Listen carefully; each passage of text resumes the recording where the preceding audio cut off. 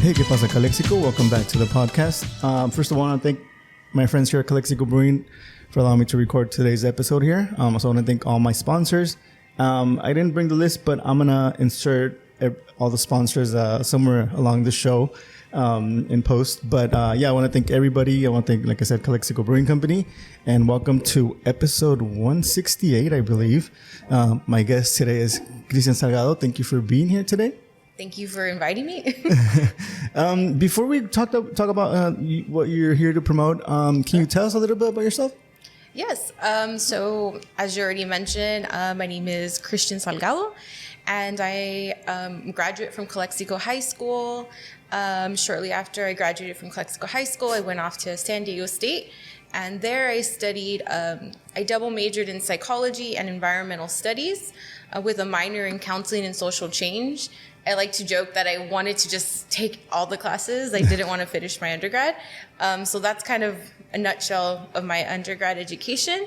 And then I ended up moving up north to Humboldt County, where I attended Humboldt State University. And there I got my master's degree in a interdisciplinary program called Environment and the Community. So it's like a social science and a physical science degree. It's kind of interdisciplinary, like I said. So my background is like heavily in the environmental studies. I outside of this position, so the position I'm here to talk about today is the Imperial County's University of California's Master Gardener program. So I'm the first coordinator. This is a new program. I have worked for the University of California for 3.5 years, but I held a different position. I was focused more on climate smart agriculture, but I'm really excited that this position opened up and I was able to jump into this role as a UC Master Gardener, mostly because I'm an avid gardener. I am part of the gardening community in Imperial County. And yeah, I'm just really excited to be able to share about what I've been working on. Like I said, this is a new program. So I've been in this position for almost 5 months. At the end of August, it'll be 5 months. So it's new, so I hope I can answer all your questions. But by no means am I an expert at gardening and horticulture, but I can find the answer for you. Yeah. Do you think that was gardening something that was always something that you were interested in, or was it? Because I know a lot of people, especially during the pandemic, gardening was a thing. Because I feel it's something that relaxing. You're playing with soil and seeing things grow. But was it something that you grew up, wanting to do or liking to do? Yeah. So my answer to that question would be, personally, growing up in Imperial County as agriculture is such a huge industry. Most of our family works in agriculture. I actually had no interest whatsoever in agriculture or gardening. It really wasn't until I moved to San Diego State, I started my second major in environmental studies, that I become acquainted with a community garden. I actually never knew what a community garden was. I actually thought it was quite weird that people were wanting to do physical labor and grow food, because my concept of growing food is commercial agriculture. It's hard work, it's serious work, it's backbreaking work. So I was seeing all these like young, I call them like hippity dippity folks that with their dreadlocks and their like, eco deodorant, and they're out there in these community gardens, and it just like blew my mind. And then slowly I kind of started taking steps back, and then I was like talking to like my nana, my tata, and they're like, yeah, we've always had our jardín. Like we've always had chiles, we've always had tomatoes. And then I talked to my suegros, and they're also like, yeah, like it's pretty common for all of us here to have something. I just never really paid attention to it. So that would be kind of like when I was introduced to it. So then I started working at community gardens. I started to work with an organization called Green Love that did a community garden at SDSU main campus. That's like flourished since I left. Moved up north, worked on a couple of more community gardens as a volunteer, gained knowledge of small agriculture. So like I said, I'm very familiar with what commercial agriculture looks like. Yeah. Huge fields, 120 acres of alfalfa or of one single crop. I was going and interviewing farmers that only had like a small peach orchard and a small vegetable, plot, and they were growing food for farmers markets. So I had no idea what a farmer's market was until I moved to San Diego and then moved up. I was like, wow, there's farmers that want to take their produce to these areas. So it was mind blowing. So I kind of like had to leave a little bit, I think, the area to see that, and then come back and just be like, wow, like we have so much that we can offer, I think, here, being an agricultural industry, economy here in Imperial County. So that's kind of was my journey into gardening. But since then, I garden every season. I garden here in the Valley. I've grown, I think right now I just finished up growing cucumbers, which was really fun. But I've also grown squash, pumpkins, different types of flowers. Yeah. You mentioned the gardening community here in Imperial Valley. I know I'm part of the Facebook group of. Do you think that more people should join, or is because like for me and my house, like we try sometimes we try growing stuff, but we always. Success is mixed. Yeah. I think no. I don't think it's mixed. I think it's just more failing. Yeah. So, do you think our local Facebook group, is it a good knowledge group where you can ask or get help for your garden?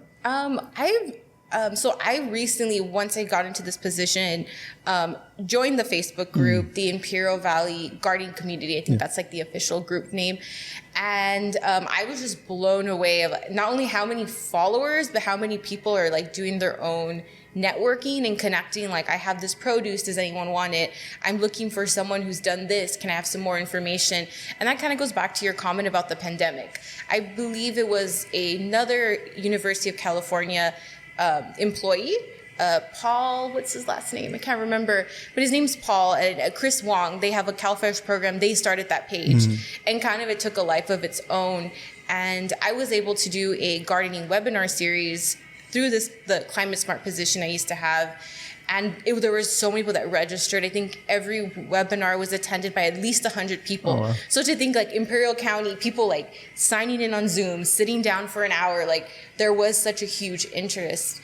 And I think that really is what pushed the University of California to think about, why don't we have a Master Gardener program? And then I'll talk a little bit right now about what is the Master Garden program. But I do think there's an amazing network of like home gardeners in Imperial County of like all ages and all experiences. Yeah, but I'm sorry to hear that you're not too successful. So that's what I'm hoping with the Master Gardener programs, because we really, our main focus too is extend research-based information. So all our information comes through the University of California. So we have, for example, a growing calendar. So I tell you like when is the right time, what season should you grow a specific crop. So an example of that would be like in the summer, you probably don't want to do any of your lettuce or cilantro because it's not going to grow in the heat and it's not going to be really successful. But come the winter, yeah, grow all your leafy greens. In the summer, you want to stick with maybe like okra, sometimes cucumbers, melons, things that are really tolerant to the heat. So the Master Gardener program is really, as I like to say, like there's so much information out in the world. Like there's Instagram and there's Facebook, there's TikTok, there's, YouTube. You can hear everyone's comment on what to do. Yeah. Well, we really try to focus on just what's been research-based. So I can tell you what my secrets are about the garden, but really this program focuses on what has, the researchers in academia have shown in water conservation and horticulture, which is gardening, another word for gardening. Oh, horticulture is like a fancier word. Yeah, because agriculture is more of like commercial. It's more meant for the garden. I like to do the comparison of like, the garden is more for, at least from my perspective, more for leisure. Like you said, there's like the social aspect of it that's beneficial, the well-being aspect, the physical, being out in the garden, the soil. You're not on a time frame. Like you can plant your radish, and if your radish takes 3 months to grow, which is a really long time for a radish, like a radish should grow in a month. No one's going to get upset at you. But if people at the grocery store need radishes, they need them, you better have that radish growing on a clock, and harvest at a certain time. So they're kind of a little bit two different worlds in how they talk about growing food. Yeah. I'm questioning because my reason that what I really wanted to grow during the pandemic was chiles guaritos. I think they also call them Santa Fe. Mm-hmm. That's what American name is Santa Fe. Because I didn't really go out to the grocery store. I would do everything online, through the Walmart app. But I couldn't find those chiles on the app. So like I was like, what are they called? And I'm gonna grow once I get, I thought once I get some, I'm gonna grow them. What's the best time to grow chiles? Chiles. So in my experience, if it's under a tree, like somewhere we can get some shade. So like sun during the morning time and then shade during the hottest point of the day, a chili plant can pretty much live. I feel like a perennial. Like you can keep a chili plant alive for a pretty long time. I grew poblanos. Yeah, poblanos. And I think I had them for like 2 years straight. Like they just kept on giving. I kept on fertilizing. I had them in full sun with like a little shade over them. But the good time to plant chilies would be like the springtime. So not too much like towards the summer, but maybe sometime like around April, March. Like you're kind of getting out of the winter, but we haven't hit like that 100+ degree weather yet, and let them establish themselves. And yeah, you can keep them going. Yeah, but I'm sorry that you did it. Did you just grab the seeds like out of one from the store and you tried to plant them? No. Well, yeah, or did you buy seeds? No, I got one from the store. Yeah, and then I put it like in a wet napkin so that it would to like germinate. But I think it did germinate, and then when I put it like in a pot or something, like in a little pot, whatever, it never grew. It never grew. So I don't know what I did wrong. Yeah, I mean, sometimes when you use seeds that come from a grocery store vegetable, it's like I guess the phrase is like hit and miss. Like you can sometimes like be successful, because I've met people that say like I just threw the tomato outside and then I got a tomato plant and the tomatoes are delicious. But sometimes the varieties or the type of seeds that we eat our produce from are meant for commercial agriculture. So sometimes they don't grow for the person that's harvested and uses it. Yeah, it's kind of like I actually don't recommend people really to use seeds that they take from their store-bought, just because you really don't know, like if, for example, like a chili could be a hybrid, which means it's been intentionally created between like two specific parent plants in order to get that trait that you want. Yeah. So if you take that seed of the offspring and plant it, it might be like the same, or it might just be something completely different. You just don't know. It doesn't stay true to its original. Like people actually will like physically germinate like two types of plants in order to cross-pollinate and get that specific hybrid. Yeah. It's very labor intense agriculture. Yeah, and it's crazy how it's kind of like humans, like genetic, like you get like a gene from this plant and put it on this plant and you get. Yeah. Or like dogs, when you know how they breed them, they mix them to get specific traits. Then there's also really cool plants like chayote. It's we most of the time people will cut it up and like there's the big seed in the middle. Sometimes like people are like, oh, I'll plant that seed. Well, actually, like the chayote, the whole body, the whole squash that we're used to eating, it needs that whole thing. Like that whole thing's the seed. So when you plant it, you want to plant it in its entirety, or you want to germinate it. And people don't know that. It's not just the seed in the middle. It's like that. So it's one of those unique ones. Look, the sad thing about chayote, though, is I've been trying to grow it here, but our elevation won't allow. Usually it grows in areas that have higher elevation, and we're below sea level, which is like not good for certain crops. Some crops just won't thrive in like our region. So the Master Gardener program really, we will be educating residents on, like not only the season, that's right, the best time to plant a variety of seeds, but also elevation, water, proper how to fertilize your plant. It's like a lot of like little things that I feel like people are eager for the information, like that Facebook group, but sometimes they're just kind of like searching for answers. So hopefully we'll have advisors from UC A&R, which are all specialists in their field. So some of them are like irrigation specialists, will come and do a talk here and it'll be open to the public. For the most part, all our events will be free, and people get access to that like academic research information that I think there's like a gap. But people want to hear speakers, people who are experts at growing, let's say, watermelon. Like, what do they have to tell us? Or, making compost, stuff like that. So yeah, going back to the master's program. Of course. Let's tell us a little bit about how many people are you planning on training, and what's the end goal of them after they become the master gardener? Yeah. So first, I want to kind of preface with the UC Master Gardener program has been around since the 80s. So the Master Gardener program exists all throughout California, and it's part of the University of California Cooperative Extensions.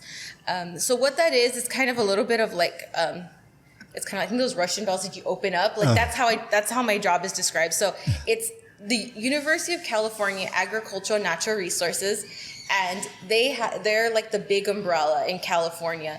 And they have RECs, which are research extension centers, and cooperatives, which are University of California Cooperative Extension. So we have two, actually. We have a DREC, which is a Desert Research Center, and it's off of Holton Road heading to Hopeville. A lot of people are familiar with it because they have the Farm Smart program, where elementary school and high school students go out and they do U-pick fields. There's a lot of field trips that go out there to learn about the seasonality of vegetables grown in agriculture. And then the cooperative extensions usually house advisors that are doing agricultural research. So there's cooperative extensions all throughout California. We are just one of all the cooperative extensions, and we just recently adopted the Master Gardener program. And really the core of the Master Gardener program is extending, like I mentioned, research-based information about home horticulture, pest management. And it's kind of interesting to me as a resident of the area that we're kind of so late to the party with the Master Gardener program.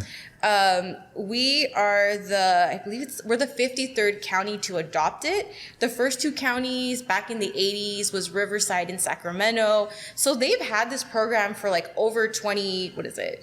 If it's in the 80s, it's almost 40 years then. Yeah, like 40 years. So they've been around for a really long time, where, we're the 53rd county to adopt it. So I've always been kind of curious, like, I feel like we're such a huge ag community. Like, why didn't we have a Master Gardener program? Yeah. But we have it now. It was funded through the Imperial County Ag Benefits Fund. A little bit about that, I'm not too knowledgeable about it, but it's just the Ag Benefits Fund.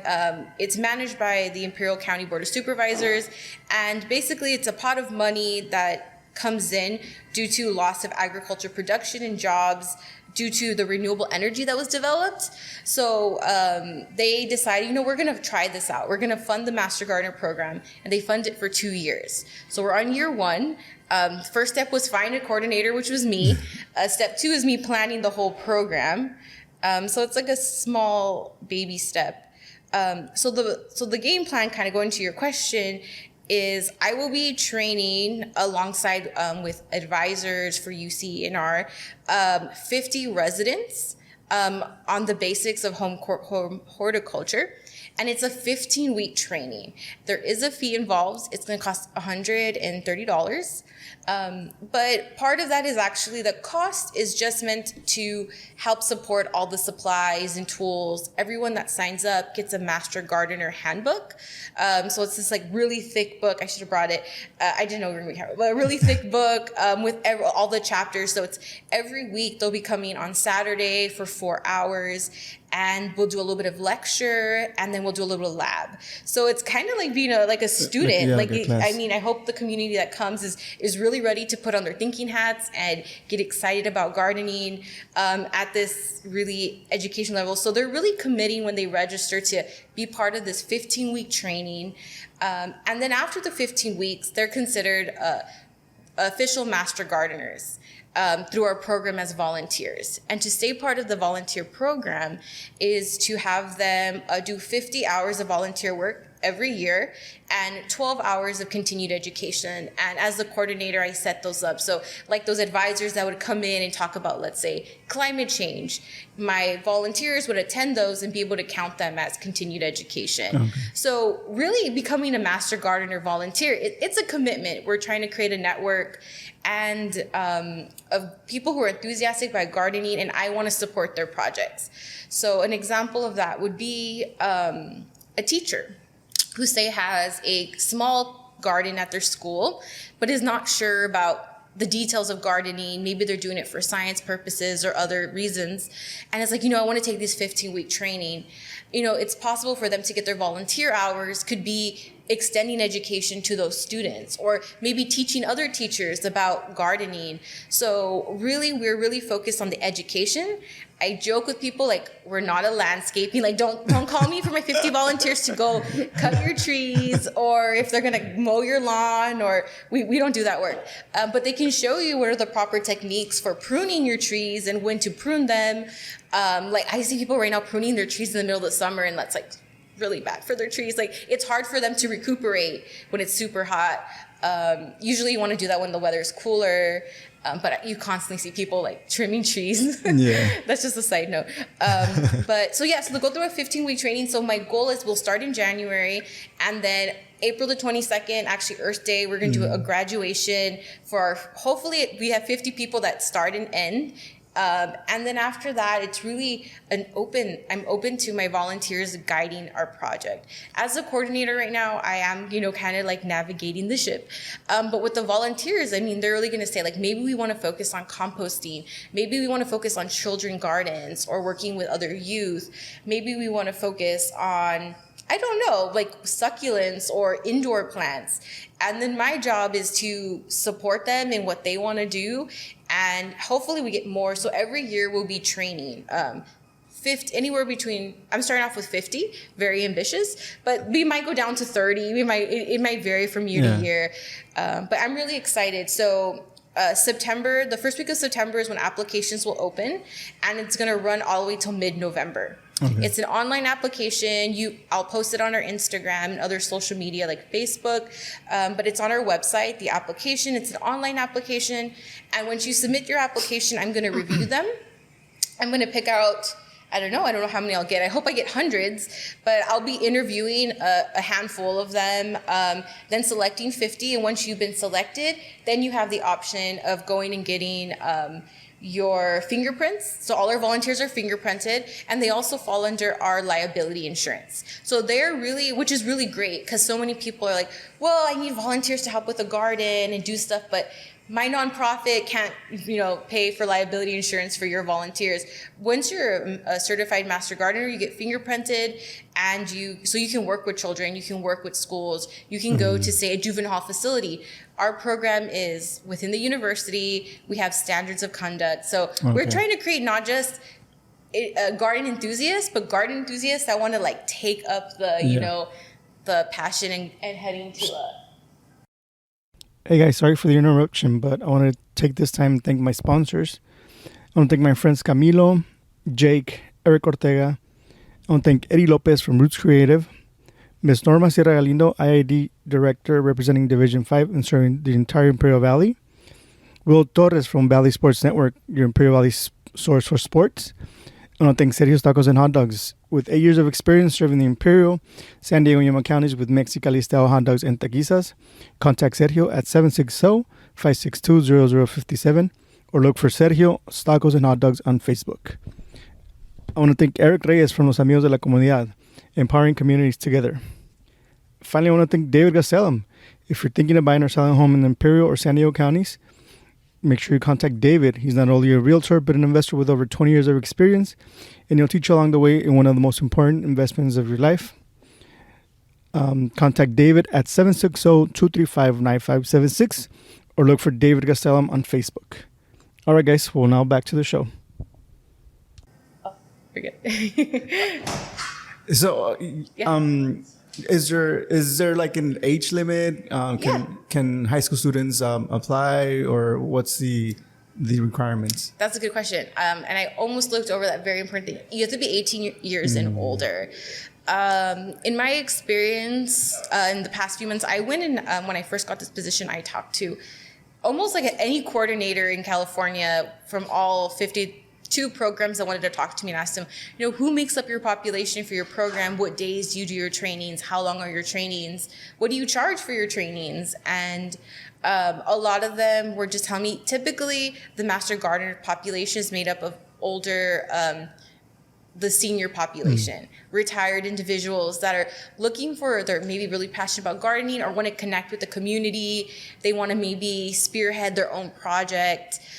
So I'm kind of flipping that on its head a little, and I'm hoping to get like a variety of ages. So I'm going to be doing some talks, hopefully at the colleges, going and doing some tabling at the colleges and doing outreach there, maybe doing an informational meeting, hopefully to get some college age students. And then also I'll be going to the senior living centers and doing some informational meetings. At the libraries, I'll be doing informational meetings. So I'm really going to go everywhere and try to get the word out about the Master Gardener program, and hoping I just get a mix of age groups. Yeah, because the reason I ask is because I work at Calexico High School, and I know Chris goes down there and he works with the kids at the garden club. Yeah, so and I see a lot of kids that are really passionate about their garden.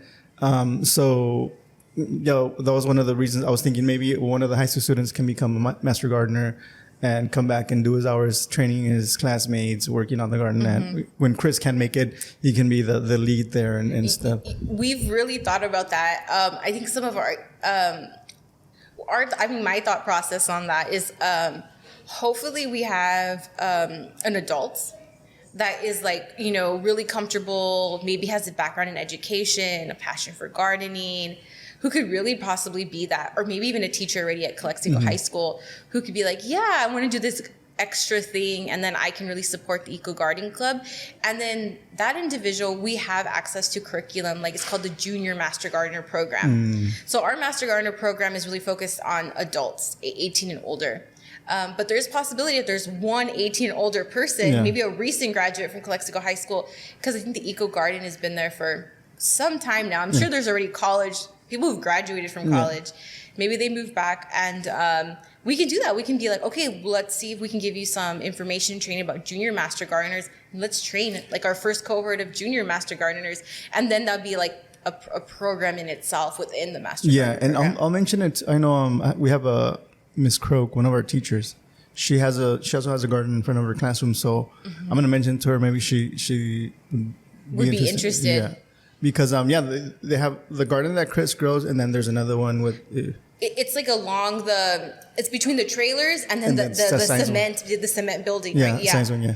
I've been able to. I went because she is the ag. The ag teacher. Okay. Yeah. I think I've met her before. Okay, I'll mention it to her because maybe she would be interested. I know there's some other ag teachers. The ag teacher in Brawley was really interested about composting. Something that I really kind of went around when I first got this position and talked to anyone who wanted to talk about gardening, because I really wanted to get a sense of what is the information the community wants to learn first. And the two things that kind of came to the surface were compost. I want to know how to actually do compost. I've tried in the past, I've made mistakes, it doesn't work. So we will be doing, it's kind of like a two-part, because I kind of overreached, I think, a little bit. But so the first thing is going to be a webinar about all the different types of ways to compost. It's meant for anyone who wants to log in. It's going to be free. I don't have a date for it yet. But they'll give you get your brain thinking if you're new to composting, or maybe have done it before, but you just want a refresher. And there I'm really going to open it up another 4-part series training that I'm going to have in the fall. And actually that's going to start the last week of October and run all the way till the end of November, or before Thanksgiving. So a couple of weeks before the 19th or so. And it's a 4-week training, and that one's gonna be like in-depth, hands-on, hot composting. So you're gonna come like day one, and you're gonna learn about like what to put in your compost, and you're gonna go out and you're gonna have to find them, fill up buckets for me of like, if it's food waste, if it's wood chips, and then we're gonna build compost piles, and then you're gonna come back and we're gonna learn about the ecosystem in the compost piles. I hope no one that doesn't like insects are going to want to join, because you see a lot of insects and fungus and other things that are growing in mites in the compost pile. And then the goal is at the end of the training, they're going to learn how to use compost, so how to sift it. So my goal is to really have those 20 people, and the fee for that would be $40. So we're only opening to 20 because it's so in depth. At the end, I hope those people can go off and be like, oh, if I need someone to be like, hey, there's a school that's really interested in composting, maybe I can make it all the way to Calapat, or you live in Calapat, you took this 4-week training with me, you started doing the composting, maybe become a master garden training person, and you can go off and like help manage this little compost hub or something. Yeah. So that's kind of the 2-part. I'm really excited about that. Right now I've been cooking 2 batches of compost. It's kind of funny that we're here at a brewery. I actually collected 400, I weighed it. It was 400 pounds of spent grains from Meshka Brewery, which is the brewery in El Centro. And, I love beer. Don't like spent grain. It's heavy when it's wet, and it can be a lot to kind of work with, but it makes great compost. It's considered nitrogen rich. Even though it looks brown, it's considered a green. To explain that, when you're making compost, everything has carbon and nitrogen, like the basis of life. But you want to mix like a ratio of 1 to 30 of like carbon to nitrogen. So you need things that are nitrogen rich, like grass would be nitrogen rich. Carbon could be like wood chips or cardboard. Got to mix that up perfectly in these perfect small pieces. Build a 1 cubic yard pile, 3 feet tall, 3 feet wide. Sometimes I go 4 feet wide, 3 feet tall, just because I'm so short. I don't want to be doing like a 4 feet, like pulling stuff. And it just starts heating up. And then all those microorganisms are like working and doing their job and breaking everything down. So that's your base, and then you can just start throwing stuff under, or how does it work? Yeah, so that's a really good question. We can just do a whole podcast on composting, and I can talk about that for years.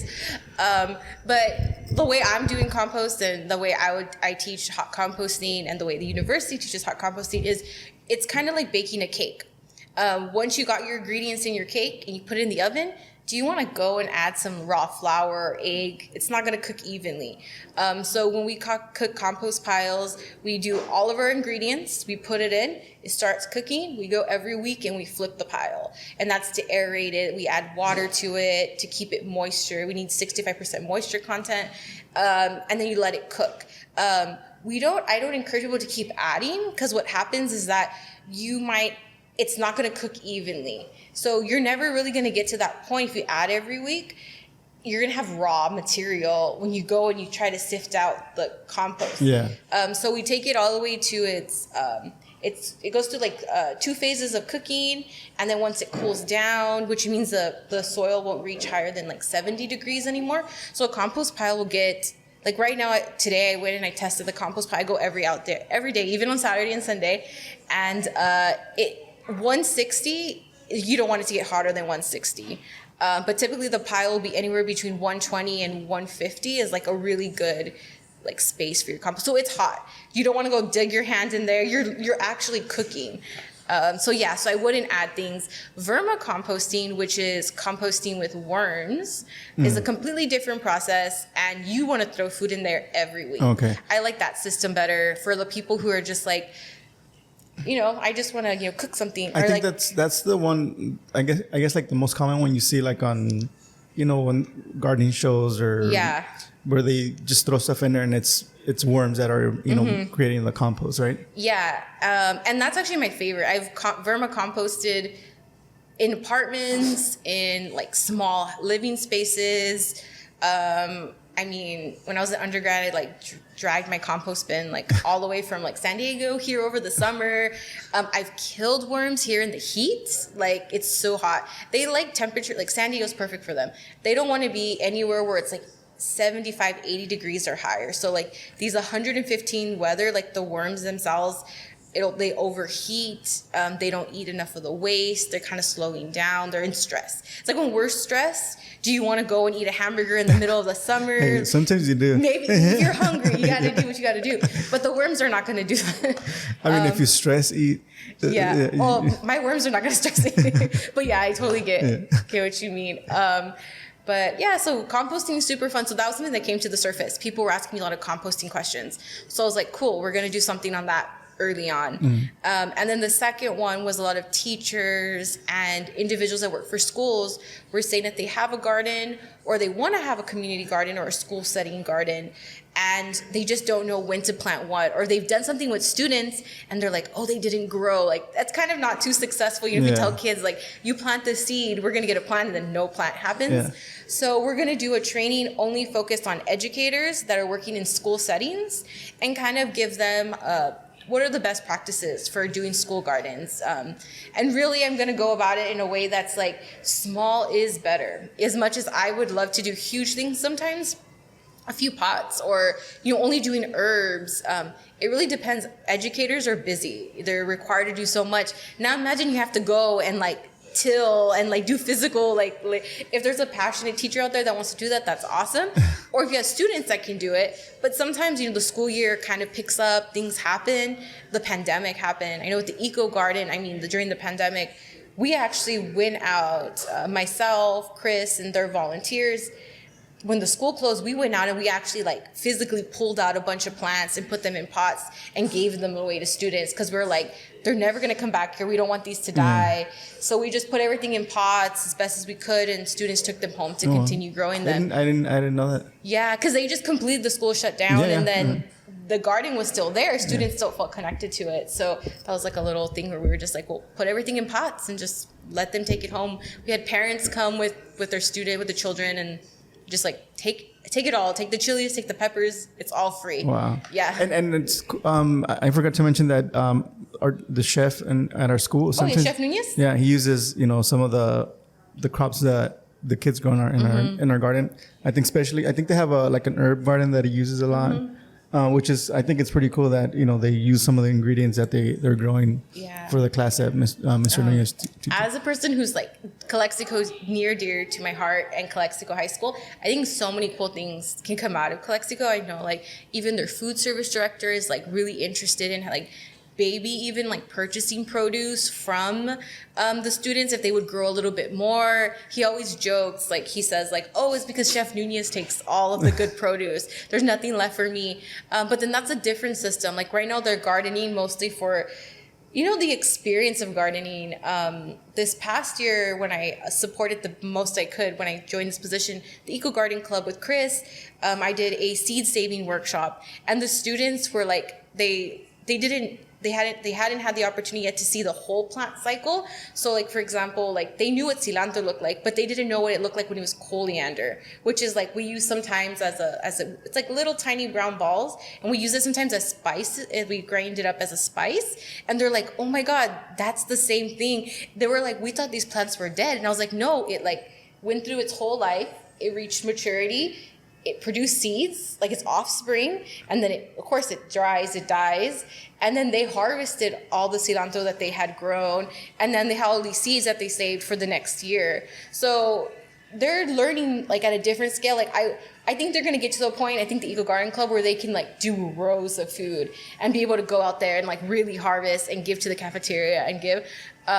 But it's kind of hard. Every 4 years, you get a new batch of students, from different lenses and different perspectives. So, that's kind of... Yeah, and I mean, the cool part is a lot of the times they recruit themselves. Like, they will tell you, if I have a friend that's a sophomore and they're juniors, like, hey, join the club. And, you don't really need to invest a lot into recruiting because they do it themselves. Yeah. And you can tell, like, the ones that are there, to be out there after school in the heat, watering, taking care of these plants is like, I was like, man, it's hand watering. Before I joined, I shared with Chris from CalFresh. I was like, these kids are hand watering. Like, we need to get them an irrigation system. Poor thing.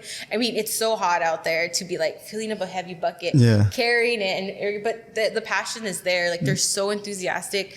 And some of them have never seen it. Like when they got, I was there the first day they actually were picking tomatoes, and they like literally held it like a baby. They're like, oh my gosh. Like they like were like, okay, let's cut it. Like let's all taste. Like they know what ketchup is. They know what tomatoes are. They go to the grocery store, but to physically see a plant grow from seed to that, it's like mind blowing.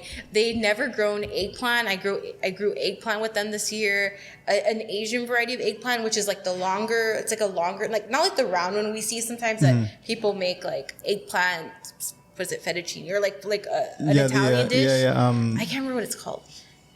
Is it eggplant? Parmesan, yes. So it's like like the round one. Yeah. So these are really skinny and long. I like making spicy, what's it called? Spicy tofu with it. I put the spicy eggplant tofu, and we like saute it all at home. But they had never seen that before. So even introducing them to new foods that are different. There's tomatoes that are purple and different colors. Yeah.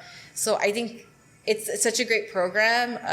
Chris has been doing it for such a long time, from Chris Wong, even prior to working for CalFresh. Yeah. And anytime I get a chance to work with them, they're a great group of students to work with. Yeah, Chris is amazing. I've known him for a long time. And have you gone to his garden at his grandma's house? I have. Yeah. He has a. Oh no, not his grandma. His parents. I've only been to his parents' That's the one by the high school, right? Yeah. Oh, I thought it was his grandma's house. Well, I mean, maybe. I don't know. Oh, I thought it was his parents, but I could use to like check us, Chris, later that we got the information right. But Chris, and I've seen him now. He's working sometimes with Best Step Forward. Does a cooking class with them, and I think it's really important that we teach our community, especially the Hispanic community. There's a high rate of high blood pressure, diabetes. And I think, learning how to grow a vegetable might entice more kids to eat the vegetables, because people don't eat vegetables a lot. Yeah, and this is more from like a personal opinion, not like I'm taking off my Master Gardener hat slightly. As someone who grew up in Imperial County, surrounded by fields, some of it food, some of it alfalfa, just varies in what's growing in the field. We still have this huge disconnect from our food, whether it's accessing food or accessing healthy food, affordable healthy food, and kind of like, I feel like I see it with the Calexico High School students. It's like they're re-meeting what food is. Sometimes you go to a grocery store or you already see the food cooked, like you don't really know what time and energy goes into it. I feel like they're just like relearning like what food is. And it's like similar to my story. So I very much relate to them, where I didn't have that connection. I went off to college and then was like I said, I had that very odd moment of, why do these people want to be outside? Why do they want to grow their food? Because like I said, I always thought about food growing in fields, and I was kind of taught the mentality of like, you want to get a job where you're indoors and you're educated and you have that, you don't want an outdoor, sometimes that's pushed, I think, as an outlook in life. For parents who've had to work really tough jobs. But on taking it a little bit further, I see kids just like, they're just so excited about like learning about and reconnecting with their food. And there's some really great people, I think, working in other nonprofits in Calexico that want to start a community garden here. So I have let them know that the UC Master Gardener program is like super excited to support them in their efforts, whether it's eventually having trained volunteers go out there and extend more education, or helping build that infrastructure. Like, what's the best setup for a garden? Where do you want to put it? Access to water, all those things. Like, I spend all day thinking about stuff like that. Because I've seen people set up gardens and I'm like, okay, where's the hose? It's like, I don't know, like super far away. And I'm like, this should have been over there. Yeah. And you can also make gardens like part of your outdoor decor kind of thing. Like you can put like planters that are part of your wall, like a fencing and whatnot. I think having it part of your backyard or whatever, kind of, it would make it even the green space. Like they bring in that green space. I see that a lot. Wanting to grow in containers at the senior living centers. I've been to the one in Brawley and Calexico, like the apartments, because they're so easy. I mean, you get a big enough pot. You don't have to really bend down. You're not using anything in the ground. It's safer, I think, for some people, even kids, I think, starting off with like pots and not starting off like super. I like start baby steps, like do some herbs in a pot. Keep that alive, get excited about it. If it can be a little addicting. I've met people that started from like pots to like having like a quarter of acre now of like trying new seeds and new like super ambitious. If you get into it, like it just kind of grows the interest. Yeah. So we're at almost 45 minutes. Oh, wow. Is there anything that we haven't, because we've been talking about a lot of gardening and stuff, but dive more into the program before we Yes. So there was certain things I did want to plug. So for the city of Calexico, I'll be doing an informational presentation on October the 12th at the Calexico Library. So the Kikamarena Library from 5:30 to 6:30. And that's like a perfect meeting for me to get to meet you. I'll go through the steps on how to apply, what to expect if you become trained as a volunteer. I also want to hear from who's interested. Maybe early on, they're going to tell me like, I want to do something with indoor plants. Maybe when I build out the training, I'll add some, like sprinkle that in. Because if that's an interest of a volunteer. So that's something that's already on the books. Not for Calexico, but I'll be in the Imperial Library on September the 7th and September the 21st from 10 to noon. And that's kind of like a tabling event at the Imperial Library where I'll just like set up my booth and come and ask me your gardening questions. If I don't know the answer, I will find the answer. I always tell people that. And I will also be there to help you with the application if you're filling it out, if you have any questions, any concerns. Really, my goal as a coordinator is just to be out as much as I can in the community, and libraries are just a great place to connect with the community. I'll also be doing an informational presentation at the end of September. We don't have a date yet, at the Imperial Library.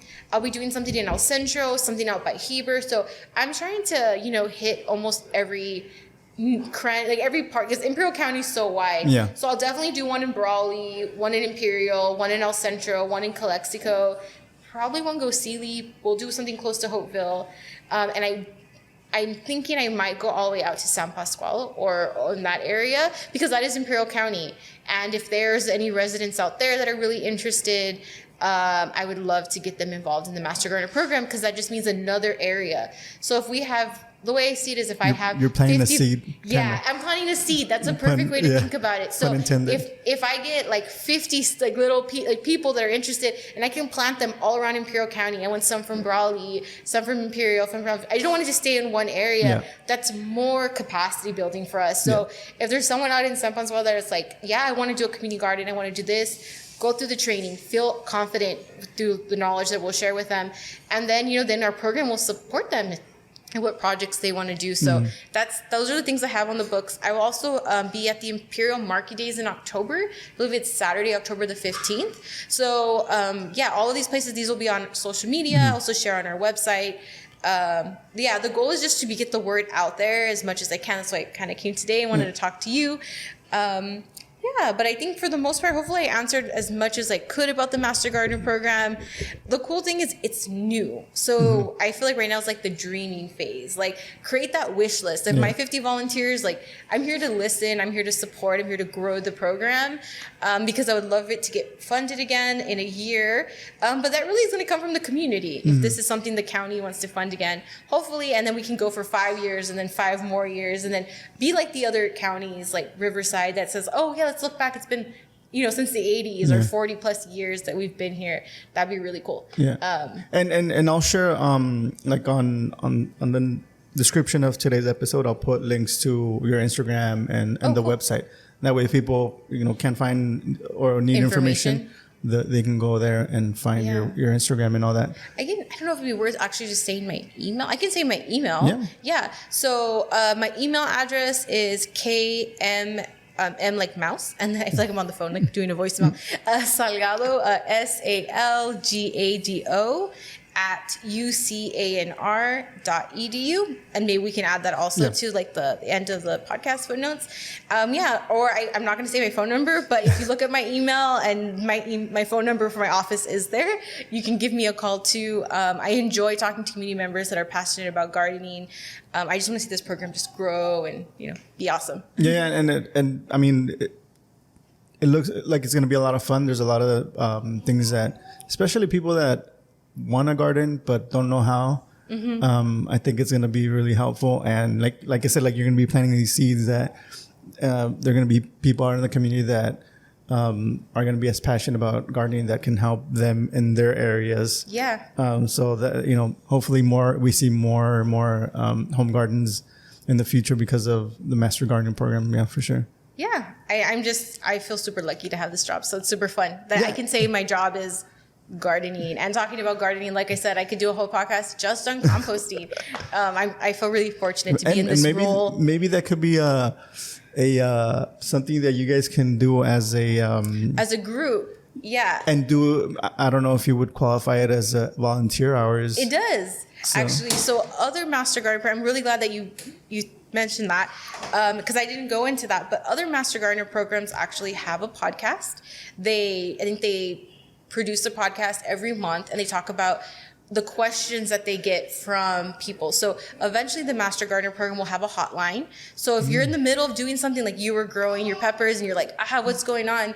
You could call that number. Someone would pick it up and be like, oh, hey, how could I help you? And those would be my volunteers that have the knowledge, know where to get the information, and they could help you right away. And so other counties have made podcasts where they take all those questions that they've gotten in the season or that month, and they're like, okay, these are the questions we got. We got a question about how to grow, a chile, and like, how do we do that? And they talk about it and they give information. So there is podcasts like that. So if there is a passionate person that maybe they want to learn about gardening, but they're not like super jazzed about teaching about gardening, maybe they want to do a podcast or tech savvy.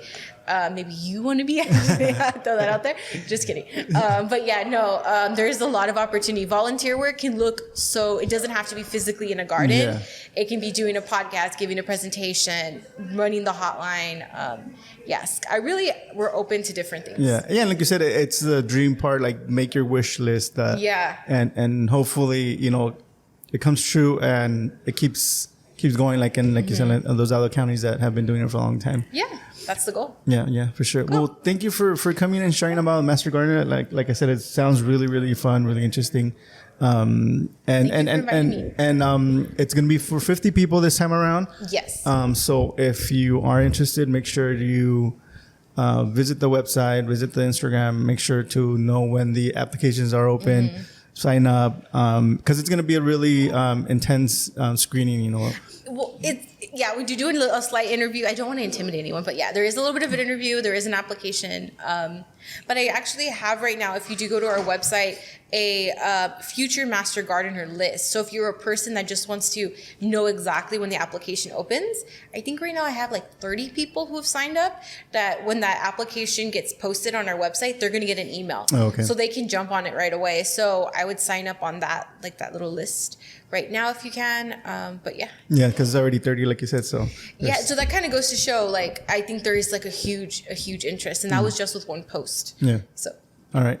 Well, cool. thank you again for coming by. I want to thank Calexico Brewing Company once again for allowing me to record today's episode here. And I want to thank you guys for listening or watching, and we'll see you guys in the next one. Peace.